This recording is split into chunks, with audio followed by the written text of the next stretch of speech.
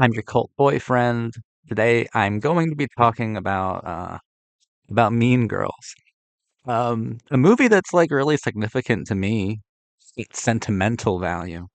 When Mean Girls came out, I was 14, either eighth or ninth grade. I'm not really sure if that matters too much. I lived in Vermont until I was 16 years old. When I was 16, we moved down to Florida. Huge culture shock. That was insane. That was crazy. I'm still reeling from the seismic activity of just going to fucking a public high school in Florida. It was traumatizing in an okay way. But the first 16 years of my life I spent in Vermont in a town called Woodstock, Vermont. It's where I went to middle school and high school. And my class size was under 100 people. So it wasn't very large. Let's just say 50. So a super small high school. And it was a super small town. Like we didn't have a normal movie theater, right? We didn't have like a normal Cineplex or cinema. No, like nine screens here. Um, we had one movie theater that played one movie every week. It was a local hangout. It was like one of the only hangout spots for kids. It was the only hangout spot for kids. What am I talking about? That's like the only place where kids can go. That was it. There was no other option. So we all had to go there to that movie theater every week to see whatever fucking movie they had playing. And I swear to God, every single kid in my school was there to watch Mean Girls. And honestly, it's the best movie theater experience that I've ever had. It's the best theater experience of my life. It was like communal. It was like ritualistic. It was like really important. It was symbolic. Sitting there with my entire school, all of my classmates, everyone I've ever known or seen or whatever, all of my peers watching Mean Girls, and I'll tell you what, the movie had a massive response, just a largely positive one. People were howling, people were laughing, people were like really feeling and vibing with the film, me included. And it just felt so emblematic, so sincerely mammoth and monumental, like in my life to watch at 14. It was a cultural moment. The film went on to be a cultural signifier. You know, Mean Girls is my generation's 16 Candles or Pretty in Pink. And it is a film that is in debt to John Hughes, right? There's not a whole lot to analyze here, not a whole lot to explore.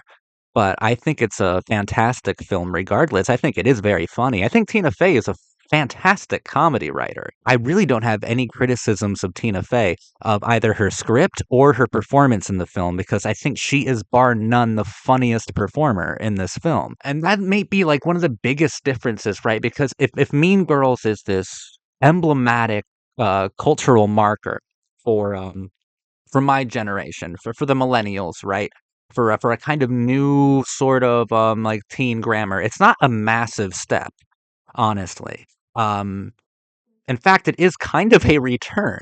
We talked about how in horror, after the postmodern teen horror films of Kevin Williamson, like I Know What You Did Last Summer or Scream, eventually horror did a 180 and went back to the language, the vocab of 70s and 80s exploitation movies. You know, like it went back to the forms of the Texas Chainsaw Massacre and The Hills Have Eyes, and even remade those movies. You know, it went back to using old school kind of grammar to kind of rebuild, I guess. I don't know. I don't know exactly why. Okay, I do know I have a lot of theories, but I'm trying to keep myself from going down a motherfucking rabbit hole. Sorry about that excursion. But teen films might have had the same thing. It just didn't last as long because teen films are all about dynamic becoming. Teen films are inherently postmodern. But I think there was a slight return as well because Mean Girls, it's not a huge, massive step forward for the millennials, but it's also got very little to do with Gen X. It got very little to do with the 90s. Um, it has a lot to do with John Hughes. Of course, you can see Heathers, you can see like a little bit of Gen X, but in all sincerity, this is 16 Candles and Pretty in Pink for a newer generation. But we are being introduced to some new themes. So Mean Girls doesn't like thoroughly explore itself, which is fine. It's a comedy and it's lovely, all right? 16 Candles didn't thoroughly explore itself, but it's still a masterpiece nonetheless. Mean Girls, the same. I love this film to death. But Mean Girls is establishing new themes. Like, it's really embellishing its ideas of the teen film's ideas of social hierarchy, of social stratification.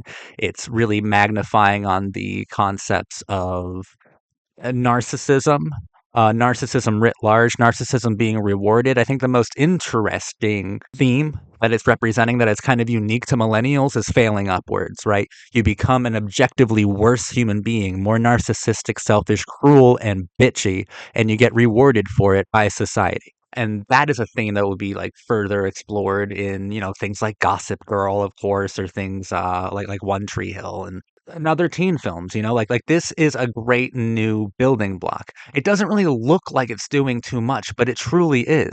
It's not it's doing a lot of things. It's doing like modernization, but it's also doing a little bit of revision, it's doing a little bit of revisiting, and it's also doing like a fair amount of inversions. Like it inverts itself quite a bit. It's partly abnormal in its composition. So far as breakouts go, I mean, Lindsay Lohan is an icon, is like a massive icon of my generation. Um, people my age will always like hold her in a very special place. Like she was iconic to all of us, and I think Mean Girls is the best work she did. She was flawless within it, and I think she's wonderful. I think she was able to do more complicated things than like Molly Ringwald did in the '80s. I think that I I think there was a lot of untapped potential as well with Lindsay Lohan, and I wish we got to explore that a bit more when she was performing in teen movies. But Mean Girls, as it stands, what we have is Lindsay Lohan becoming a star instantly. Yeah, I love her to death. I had a huge crush on her after I watched this movie, which makes me not unique at all. So did every other 14-year-old boy. But I think that the people who did the best, I think Tina Fey was wonderful. But as I get older, I appreciate her performance more. As I get more boomer, I gravitate more to her. Obviously, Rachel McAdams was phenomenal in the film. Tour de force. She was intensely good in this film, and Janice is actually my favorite character, played by Lizzie Kaplan, who is an actor that I definitely admire, and I've always had a little thing for her. I like her so much, mostly because Janice is like Mean Girls. Remember watching it when you're 14 and you find yourself within these characters, and I found myself within Janice. Like obviously, like that was my high school archetype. That was the role that I occupied in the bad public theater that was my high school experience. I love Janice. She was great. She was great, and she's just a modified version of an archetype that's been passed down since Hughes. Like it's just modified. It's just like a bit some slight improvements, some slight changes, an adaptation, and you get a wonderful character like Janice. Regina, since I'm talking about like what the new archetypes are, she's that pretty popular mean girl, but weaponized in a way that is, I think, entirely chaotic and sexy and unapologetic, right? Um, like punishment doesn't make her say she's sorry. It's about failing upwards again. And on this rewatch, I really appreciated Lacey Chabert a lot. She's hilarious. She's hilarious. There's a part where she's like reading an essay that Gretchen, her character, wrote about I don't like Julius Caesar, about Shakespeare or something, and she's clearly like venting and projecting like her feelings of being betrayed by Regina onto this essay, and she goes through this emotional nervous breakdown, and it's fucking hilarious. Like, what about Brutus? Brutus is great. He's just as cool, if not cooler. Lacey Chabert is there's anyone who's underrated in the film Mean Girls, it's Lacey Chabert. She was just so funny, but huge performances from Rachel McAdams, iconic ones like the one we got from from Lindsay Lohan and hyper relatable performances from like Lizzie Kaplan kind of overshadow her, but I think she is great, and I just want to like pay tribute to her here. She was amazing. I loved Gretchen in this film on this rewatch. Like there are things to talk about with Mean Girls, but like I said, they lay down some themes, some interesting themes. Some of the themes are like I said, revised or revisited from past teen films. It's a teen film that is completely conscious of its own legacy, of at least the genre's authoritative idea of itself. And it's not necessarily afraid to conflict with that directly. And I think that makes it kind of a courageous teen film as well. Something that makes it very different from its predecessors.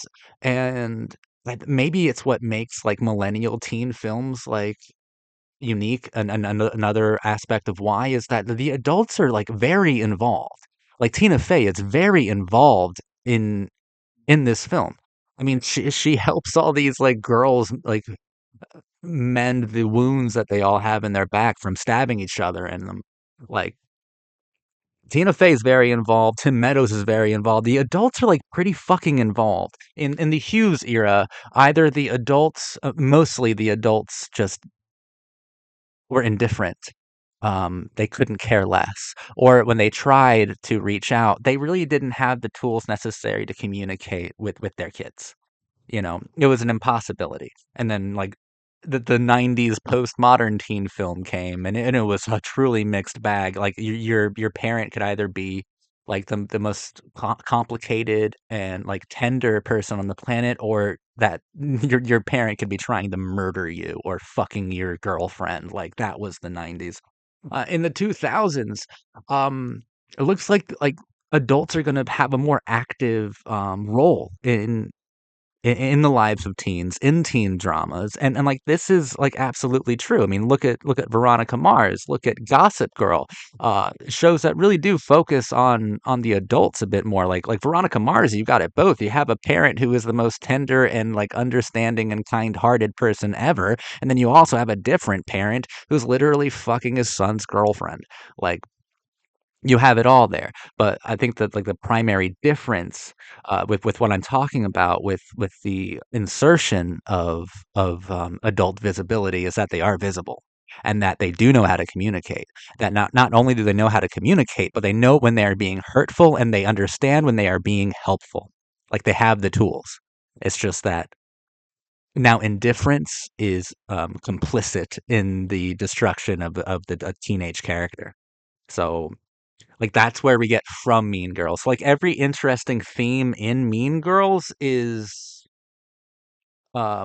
explored and really dealt with in the films and TV shows that followed Mean Girls. It's not really done in Mean Girls. What we get with Mean Girls is a fun romp. Um, we get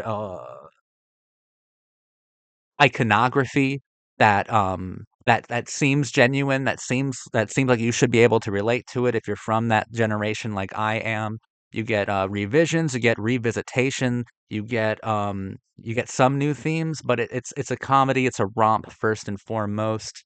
And it reminds me of Hughes in the sense that it is like a fairy tale as well. It's a dark fairy tale, it's a dark comedy. Um, but just like what Hughes did with Ringwald in 16 Candles, it's elevating the role of the unseen girl into something like far beyond herself.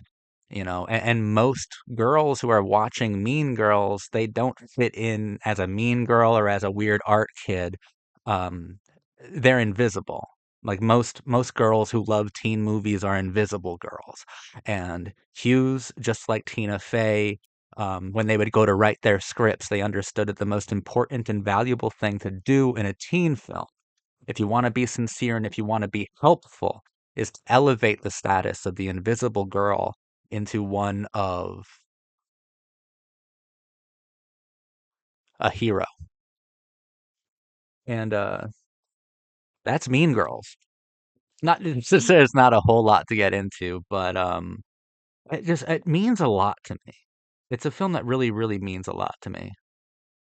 I think the film is extremely vicious, extremely cute, and endlessly charming. And I do think it's still very funny.